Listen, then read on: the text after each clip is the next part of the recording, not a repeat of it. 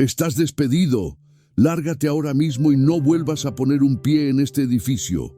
El grito de Ricardo, el gerente de ventas, retumbó tan fuerte que atravesó las paredes de cristal de su oficina, silenciando por completo el bullicio del piso 12. 30 cabezas se giraron al unísono, observando con una mezcla de lástima y alivio a Mateo, quien permanecía de pie, empapado de lluvia y con la respiración entrecortada, apretando los puños a los costados. No le dio tiempo ni de secarse el agua que goteaba de su cabello oscuro sobre la inmaculada alfombra gris. Pero Ricardo, por favor, déjame explicarte. No llegué tarde porque quise. Había una chica en la acera. Estaba inconsciente y...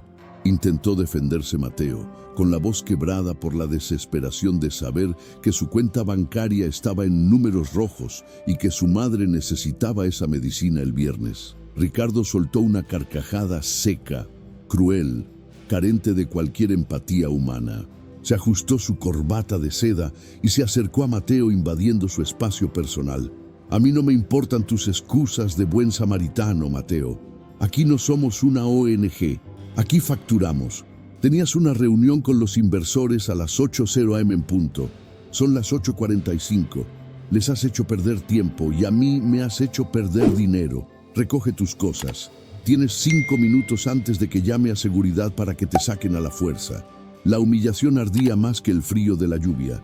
Mateo sintió cómo su mundo se desmoronaba. Lo había hecho todo bien. Había sido el empleado del mes 3 veces seguidas. Pero por detenerse a ayudar a un ser humano que colapsó frente a él, estaba perdiendo el sustento de su familia.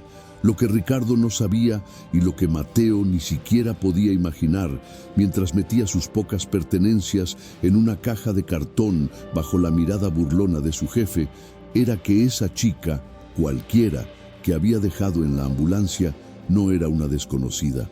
Ese acto de bondad, que ahora parecía haber arruinado su vida, estaba a punto de desatar una tormenta que sacudiría los cimientos de toda la empresa. Ricardo acababa de firmar su propia sentencia, porque la chica que Mateo salvó llevaba el apellido que estaba escrito en el letrero más alto del edificio. La hija del CEO, el dueño de todo, estaba despierta y recordaba perfectamente el rostro del único hombre que se detuvo a ayudarla. Mateo salió del edificio con la caja entre las manos, sintiendo el peso del fracaso sobre sus hombros. La lluvia no había cesado y el cielo gris de la ciudad parecía reflejar exactamente cómo se sentía por dentro, nublado, frío y sin esperanza. Hacía apenas 2 horas, su mayor preocupación era cerrar el trato con los clientes japoneses. Ahora, su mayor preocupación era cómo decirle a su madre que no tendría para pagar el alquiler el próximo mes. La vida corporativa es una jungla de cemento donde la piedad se considera debilidad, y Mateo acababa de ser devorado por ella. Caminó hacia la parada del autobús, ignorando que su teléfono, guardado en el bolsillo de su saco mojado, estaba a punto de recibir una llamada que cambiaría las reglas del juego para siempre. Pero antes de llegar a ese momento crucial, es necesario entender qué fue lo que pasó exactamente esa mañana, porque el destino a veces se disfraza de desgracia antes de revelar su verdadero rostro. Esa mañana había comenzado como cualquier otra, con el sonido estridente de la alarma a las 5:30 am y el olor a café quemado. Mateo vivía en un pequeño apartamento a las afueras, lejos de los rascacielos brillantes del centro financiero. Cada día era una batalla contra el tráfico y el reloj. Sabía que Ricardo lo tenía en la mira.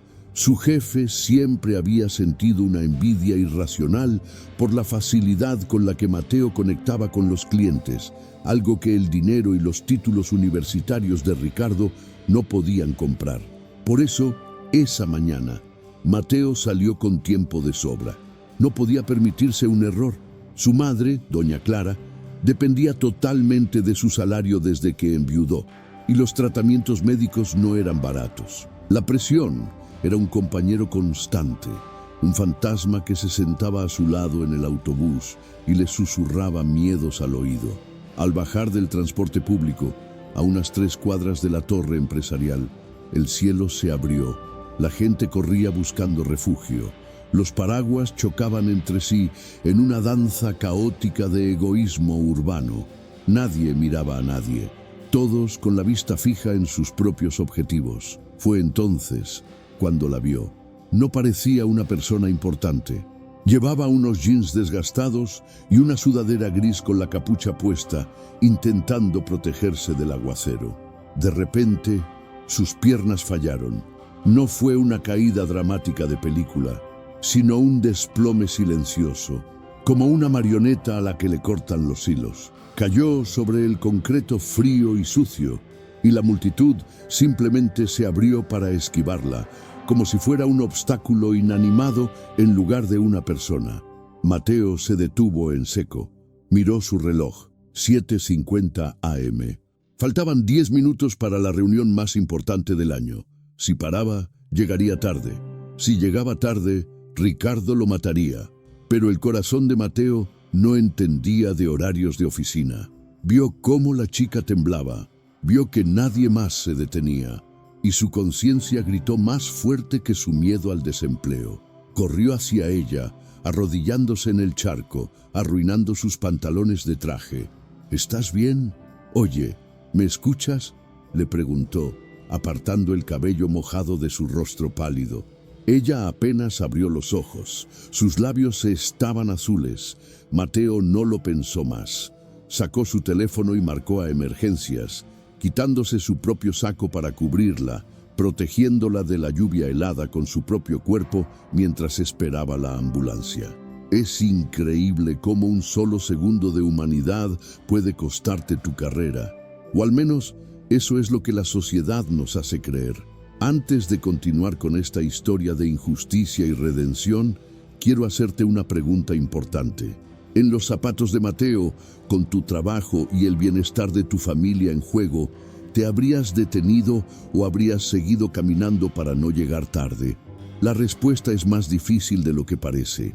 Déjame tu opinión abajo en los comentarios y no olvides decirme desde qué ciudad estás viendo este video. Me encanta saber hasta qué rincón del mundo llegan nuestras historias. Ahora prepárate, porque lo que sucedió después de que la ambulancia se llevó a la chica y Mateo entró en la oficina desataría una guerra de poder que nadie vio venir. La caminata desde el ascensor hasta la puerta giratoria de la entrada principal se sintió como un recorrido fúnebre. Cada paso que daba Mateo resonaba en el mármol del vestíbulo, un recordatorio sonoro de que ya no pertenecía a ese lugar. Paco, el guardia de seguridad de la entrada, un hombre mayor con bigote canoso que siempre saludaba a Mateo con una sonrisa y un comentario sobre el fútbol del domingo, esta vez bajó la mirada. Sabía lo que significaba la caja de cartón. En este edificio, ver a alguien salir con sus pertenencias a media mañana era como ver a un condenado caminando hacia el patíbulo. Nadie quería hacer contacto visual por miedo a contagiarse de la mala suerte. «Lo siento mucho, muchacho», murmuró Paco cuando Mateo le entregó su tarjeta de acceso, ese pequeño trozo de plástico que hasta hace unos minutos definía su identidad y su estatus social. Mateo intentó forzar una sonrisa, pero solo logró una mueca dolorosa. «Cuídate, Paco, no dejes que el turno de noche te agote», respondió con la voz rasposa, saliendo de nuevo al frío abrazo de la ciudad. La lluvia había amainado un poco, convirtiéndose en una llovizna persistente y molesta que se colaba en los huesos. Mateo caminó sin rumbo fijo durante unos minutos, hasta que las piernas le pesaron tanto que tuvo que sentarse en un banco húmedo de una plaza cercana. Dejó la caja a su lado y se cubrió la cara con las manos. La adrenalina del momento del despido se estaba disipando, dejando paso a un pánico frío y racional. Sacó su teléfono y abrió la aplicación del banco. Los números en rojo le devolvieron la mirada con crueldad. Tenía ahorros para sobrevivir 2 semanas, tal vez 3 si comía fideos instantáneos y caminaba a todas partes. Pero la medicación de su madre no era negociable. Sin esas pastillas, el corazón de doña Clara empezaría a fallar de nuevo. La desesperación le subió por la garganta como un sabor amargo. ¿Había valido la pena? La imagen de la chica tirada en el suelo, indefensa y sola, volvió a su mente. Sí, era un ser humano. No podía haberla dejado allí, pero la moralidad no paga el alquiler y la ética no compra medicinas. Se sentía como el tonto más noble del cementerio. Mientras Mateo lidiaba con sus demonios en aquel banco del parque, a unos 5 kilómetros de distancia, en la suite privada del Hospital Central, el ambiente era muy diferente. El olor a antiséptico y flores frescas llenaba la habitación. Sofía parpadeó lentamente, luchando contra la pesadez de los sedantes. Lo primero que notó no fue el dolor, sino la ausencia de frío. Recordaba el agua helada, el impacto contra el suelo y luego calor. Una voz preocupada y una chaqueta cubriéndola. «Papá», susurró con la garganta seca. A su lado, sentado en un sillón de cuero que parecía fuera de lugar en un hospital, estaba Alejandro Velasco. Para el mundo de los negocios, Alejandro era el tiburón de las finanzas, el CEO implacable de Grupo Velasco, la empresa matriz donde Mateo trabajaba hasta hace una hora. Pero en esa habitación era solo un padre aterrorizado que había estado a punto de perder lo único que le importaba más que su imperio. «Aquí estoy, princesa. No te muevas. El médico dijo que fue una bajada de tensión severa combinada con hipotermia, pero estarás bien», dijo Alejandro, tomando la mano de su hija con una delicadeza que nadie en su empresa creería posible. Sofía intentó incorporarse. «¿Dónde está él?» «El chico, el que me ayudó». Alejandro frunció el ceño. Sus guardaespaldas le habían dicho que la ambulancia la recogió sola. «Los paramédicos te trajeron, Sofía. No había nadie contigo». Ella negó con la cabeza débilmente. «No, papá». Alguien se detuvo. Todos pasaban de largo. Todos me ignoraban. Pero él se paró. Me puso su saco. Me cubrió de la lluvia hasta que llegaron. Tenía una voz amable. Sofía señaló hacia una silla en la esquina de la habitación. Allí, goteando sobre el suelo inmaculado, estaba el saco de traje de Mateo, una prenda barata de grandes almacenes, ahora arruinada y pesada por el agua. Alejandro se levantó y caminó hacia la prenda como si fuera una pieza de evidencia en la escena de un crimen. La levantó con 2 dedos. Estaba empapada y olía a humedad, pero era la prueba tangible de que su hija decía la verdad. En un mundo donde todos se acercaban a los Velasco por interés, alguien había ayudado a Sofía sin saber quién era, vestida con ropa vieja y sin joyas. Alejandro buscó en los bolsillos, esperando encontrar una billetera vacía o quizás nada. Sus dedos rozaron un plástico duro en el bolsillo interior. Lo sacó y lo acercó a la luz. Era una credencial de empleado. Una foto de un joven con una sonrisa honesta y debajo el logotipo de su propia empresa, Grupo Velasco. Nombre: Mateo Ruiz. Cargo: Ejecutivo de Cuentas Junior. «Trabaja para mí», murmuró Alejandro, una mezcla de sorpresa y gratitud iluminando su rostro severo. «Este muchacho trabaja en el edificio central». Sofía sonrió débilmente desde la cama. «Tienes que darle las gracias, papá. Me salvó de una neumonía o de algo peor. Estaba temblando mucho». Alejandro asintió, guardando la credencial en su propio bolsillo con una determinación férrea. «No solo le daré las gracias, Sophie. Me aseguraré de que sepa que los Velasco nunca olvidan un favor». Sacó su teléfono personal, ese número que solo tenían 10 personas en el mundo, y marcó a la oficina de recursos humanos de la sede central. Quería hablar con el gerente directo de este tal Mateo Ruiz para elogiarlo y quizás ofrecerle un ascenso inmediato. Mientras tanto, Mateo giraba la llave en la cerradura de su modesto apartamento. Eran las 11:00 am. Su madre, doña Clara, estaba sentada en el viejo sofá viendo la televisión, envuelta en una manta tejida. Al escuchar la puerta, giró la cabeza sorprendida. «Mateo, hijo, ¿qué haces aquí tan temprano? ¿Pasó algo malo?». El corazón de Mateo se rompió en 1000 pedazos. No podía decirle la verdad. No hoy. El estrés podría matarla literalmente. Respiró hondo, tragándose las lágrimas y componiendo la mejor actuación de su vida. «¿Todo bien, mamá? De hecho, todo excelente», mintió, entrando con una energía falsa que le costaba horrores mantener.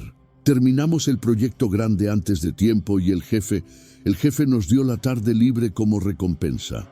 ¿Puedes creerlo?». Se acercó y le dio un beso en la frente, notando que tenía un poco de fiebre. Clara sonrió, sus ojos iluminándose de orgullo. «Ay, mi hijo tan trabajador. Siempre supe que te valorarían. ¿Ves? Dios aprieta pero no ahoga». La frase se clavó como un puñal en el pecho de Mateo.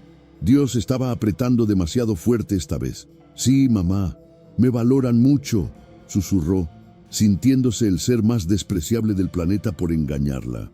Se excusó para ir a su habitación a cambiarse y apenas cerró la puerta, se dejó caer contra ella, deslizándose hasta el suelo mientras el peso de la mentira y el desempleo lo aplastaba. No sabía que al otro lado de la ciudad, el CEO de la compañía estaba marcando el número de la oficina de Ricardo, esperando escuchar elogios sobre su empleado estrella. En la oficina del piso 12, Ricardo estaba disfrutando de su momento de gloria. Había logrado culpar a Mateo del retraso con los inversores japoneses, inventando que el chico había olvidado los documentos importantes. Se sentía intocable. Cuando su teléfono de línea directa sonó y vio el identificador de oficina del CEO, se arregló el nudo de la corbata instintivamente, aunque nadie pudiera verlo.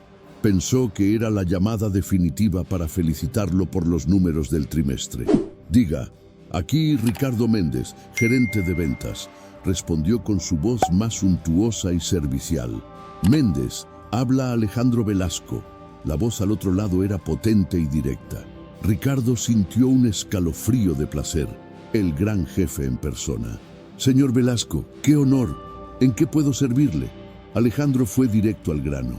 «Tengo entendido que tienes a un empleado llamado Mateo Ruiz en tu equipo. Necesito verlo en mi oficina inmediatamente. Es un asunto de suma importancia personal». Ricardo se quedó helado. Su mente empezó a trabajar a 1000 por hora, pero llegó a la conclusión equivocada. Pensó que Mateo, en su incompetencia, había hecho algo tan terrible que había llegado a oídos del dueño. O quizás Mateo había intentado contactar a alguien de arriba para quejarse antes de irse. La furia de Ricardo se encendió. No iba a permitir que ese perdedor manchara su reputación incluso después de despedido. Con una confianza arrogante que pronto lamentaría, Ricardo soltó la frase que sellaría su destino. «Ah, señor Velasco, lamento informarle que el señor Ruiz ya no forma parte de esta empresa. Tuve que despedirlo esta misma mañana por conducta negligente e irresponsable. Es un elemento tóxico que ya hemos eliminado». Hubo un silencio sepulcral al otro lado de la línea. Un silencio tan denso y pesado que Ricardo pudo escuchar su propio pulso acelerado. Cuando la voz de Alejandro Velasco volvió a sonar, no era la de un padre agradecido ni la de un jefe curioso. Era un tono bajo, gélido y cargado de una amenaza latente que hizo temblar los cimientos del rascacielos. «¿Me estás diciendo...?» comenzó Alejandro, pronunciando cada sílaba con una calma aterradora. «¿Que despediste al hombre que salvó la vida de mi hija hace 2 horas, acusándolo de negligente?» El auricular del teléfono se resbaló de la mano sudorosa de Ricardo y golpeó el escritorio de caoba con un ruido sordo que pareció un disparo en el silencio de su oficina. «¿Me estás diciendo que despediste al hombre que salvó la vida de mi hija?». La pregunta de Alejandro Velasco seguía rebotando en las paredes, en su cerebro, en cada rincón de su existencia. Ricardo se aflojó el nudo de la corbata, sintiendo que el aire acondicionado de repente había dejado de funcionar. El pánico, frío y pegajoso, comenzó a trepar por su espalda. No era solo un despido injustificado, había insultado, humillado y echado a la calle al salvador de la única heredera del Imperio Velasco. Si Alejandro bajaba ahora mismo, no solo lo despediría, se aseguraría de que Ricardo no volviera a conseguir trabajo ni limpiando pisos en esta ciudad. Tenía que arreglarlo. Tenía que arreglarlo ya antes de que el tiburón llegara al edificio. ¡Claudia!, gritó Ricardo hacia la puerta con la voz quebrada por la histeria. Su asistente entró corriendo, con los ojos muy abiertos. «Tráeme el expediente de Mateo Ruiz, ahora, y cancela todas mis reuniones». Mientras Claudia corría a los archivos, Ricardo se pasaba las manos por el pelo engominado, deshaciendo su peinado perfecto. Necesitaba un plan. Si lograba que Mateo volviera, si lograba convencerlo de que todo había sido una prueba de estrés o un malentendido administrativo, tal vez podría salvar su pellejo. Recuperó el aliento y agarró su móvil. Sus dedos temblaban tanto que tuvo que marcar el número de Mateo 2 veces. En el pequeño apartamento, el teléfono de Mateo vibraba sobre la mesa de la cocina, zumbando contra la madera gastada. Mateo lo miró con desconfianza. En la pantalla parpadeaba el nombre Ricardo Jefe. Su primer impulso fue rechazar la llamada. ¿Qué más quería? ¿Insultarlo otra vez? ¿Decirle que se había olvidado de devolver el bolígrafo de la empresa? Pero el miedo, ese viejo enemigo, le susurró que quizás era algo sobre su liquidación, dinero que necesitaba desesperadamente. Con un suspiro pesado, deslizó el dedo y contestó. «Sí, Mateo. Hombre, gracias a Dios que contestas». La voz de Ricardo sonaba extrañamente aguda, casi maníaca. «Escúchame, ha habido un error terrible. Un error del sistema, ¿sabes? Estaba revisando los papeles y... bueno, me di cuenta de que fui demasiado duro. El estrés, los inversores japoneses, ya sabes cómo es esto». Mateo frunció el ceño, confundido. Hace 2 horas, ese mismo hombre lo miraba como si fuera basura. «¿De qué estás hablando, Ricardo? Me dijiste que me largara, me humillaste delante de todos». Lo sé, y me siento fatal», mintió Ricardo, caminando en círculos por su oficina como un animal enjaulado. «Pero escúchame, Mateo, eres valioso para nosotros. He hablado con la directiva y he logrado convencerlos de que te den otra oportunidad. Pero tienes que volver ya, ahora mismo. Si estás aquí en 20 minutos, podemos borrar todo esto, como si nunca hubiera pasado. Tu puesto te espera, incluso podemos hablar de un pequeño aumento». La oferta sonaba tentadora. El dinero, la medicina de su madre, la seguridad. Pero algo en el tono de Ricardo, esa urgencia desesperada, hizo que se le erizara la piel a Mateo. No sonaba a arrepentimiento, sonaba a miedo, y Mateo, a pesar de su situación, tenía dignidad. «No sé qué juego es este, Ricardo», dijo Mateo con firmeza, sorprendiéndose a sí mismo. «Pero no soy un yo-yo. No puedes tirarme y recogerme cuando te da la gana. Mi madre está enferma y yo necesito un trabajo serio, no un circo. No voy a volver». Y colgó. Se quedó mirando el teléfono, con el corazón latiendo a 1000 por hora. ¿Acababa de rechazar un trabajo? ¿Estaba loco? Pero en el fondo sabía que volver allí bajo el mando de Ricardo sería un infierno. En la oficina, Ricardo miró su teléfono con incredulidad. «Maldito muerto de hambre», gritó, lanzando el móvil contra el sofá. No tenía opción. El tiempo corría.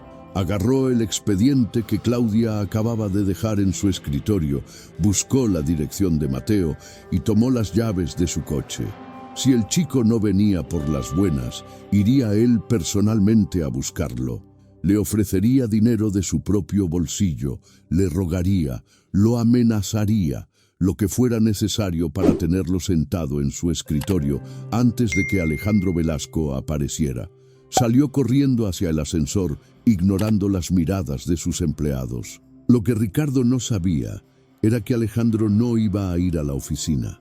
Desde la habitación del hospital, el CEO había tomado una decisión diferente. «Prepara el coche», le ordenó a su jefe de seguridad mientras se ajustaba el saco.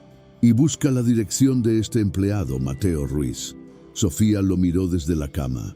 Papá, no seas demasiado intenso, lo vas a asustar. Alejandro sonrió, una sonrisa que no llegaba a sus ojos. No voy a asustarlo, cariño, voy a hacer justicia. Y voy a ver quién es este hombre que tiene más honor en un dedo que toda mi junta directiva junta. Media hora después, el barrio de Mateo, un lugar de edificios despintados y cables eléctricos colgando peligrosamente, fue testigo de una escena inusual. El BMW deportivo de Ricardo entró derrapando en la calle, esquivando baches y perros callejeros. Ricardo se bajó, sudando a pesar del frío, y corrió hacia el edificio número 42. Subió las escaleras de dos en dos, maldiciendo el hecho de que no hubiera ascensor.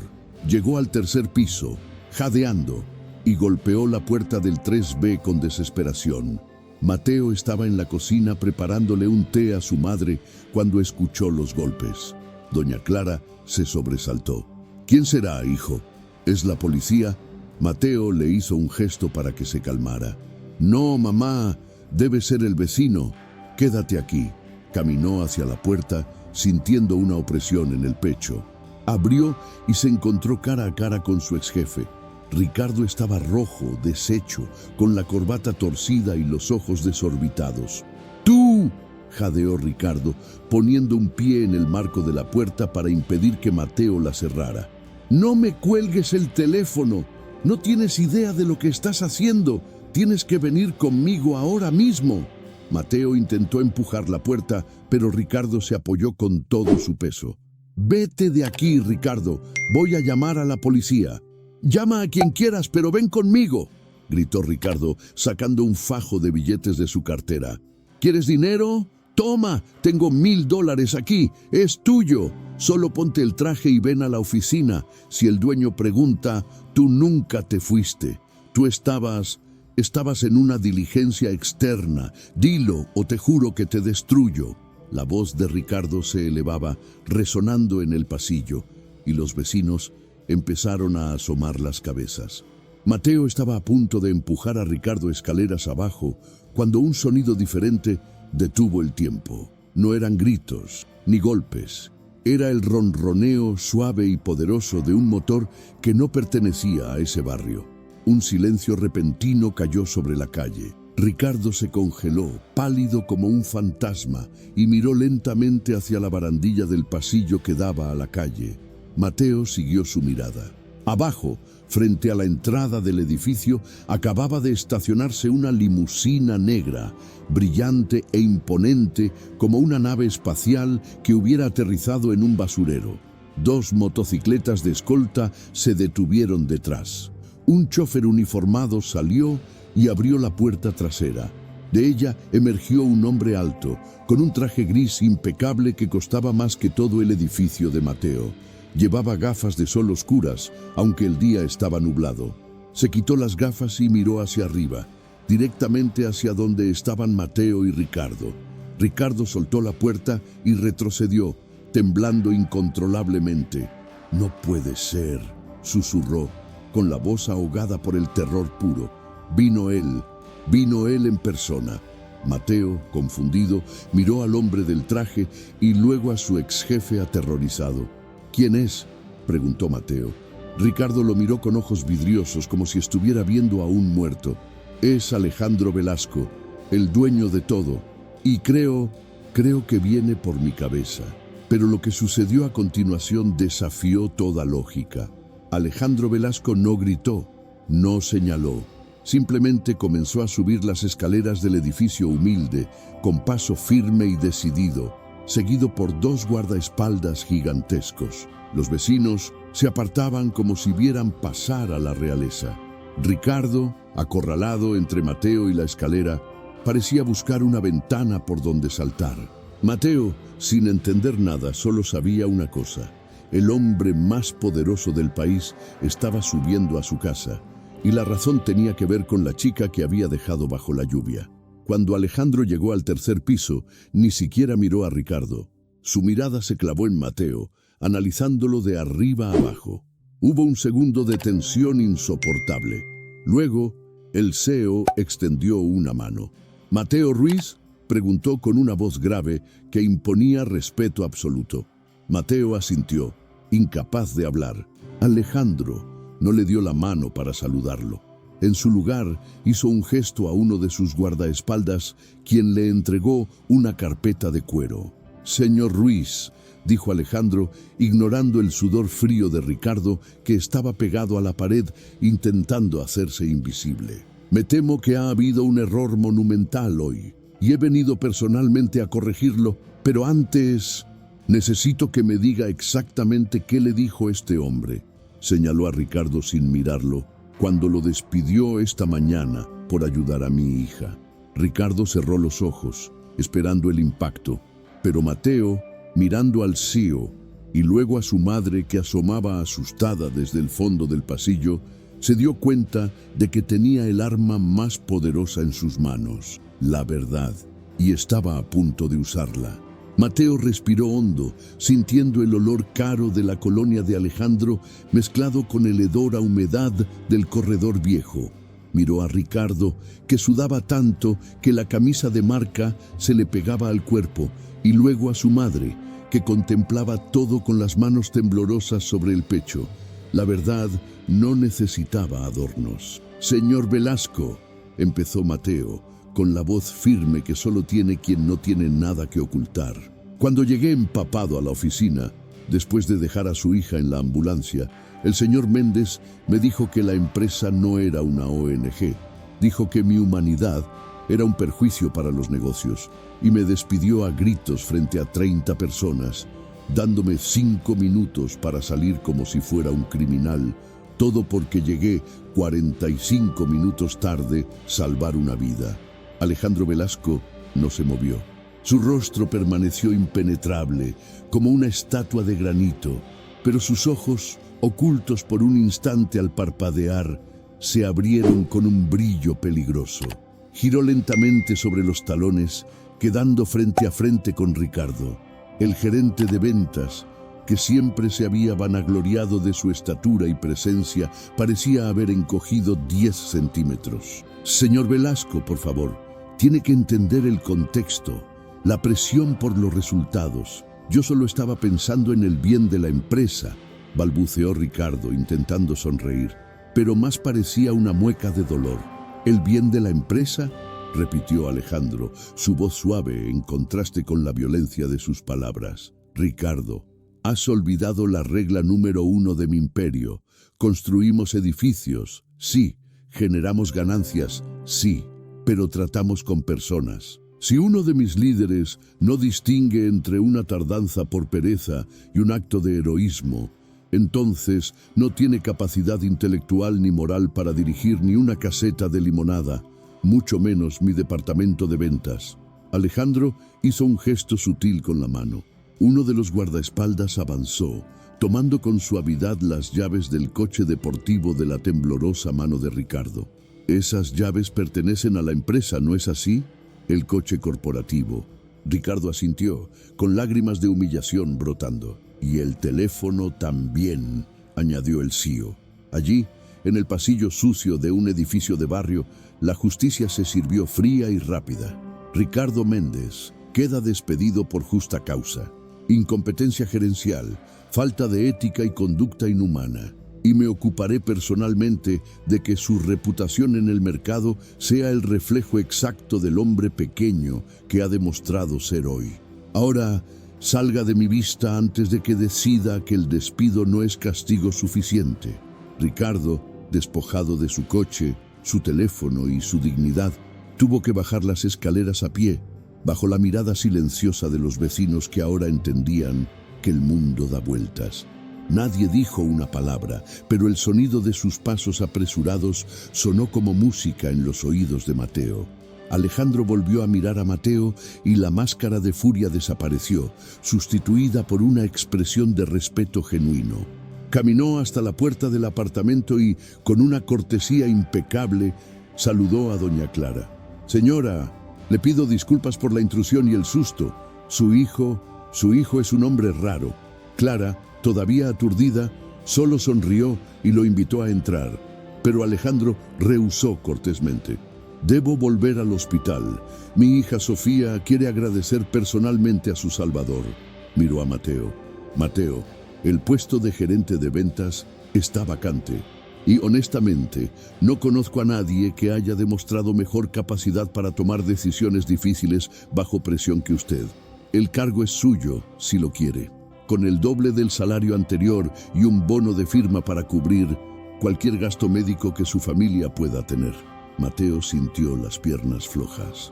No era solo recuperar el empleo, era el trabajo del hombre que lo había atormentado durante años. Era la solución a todos sus problemas, entregada en la puerta de su casa.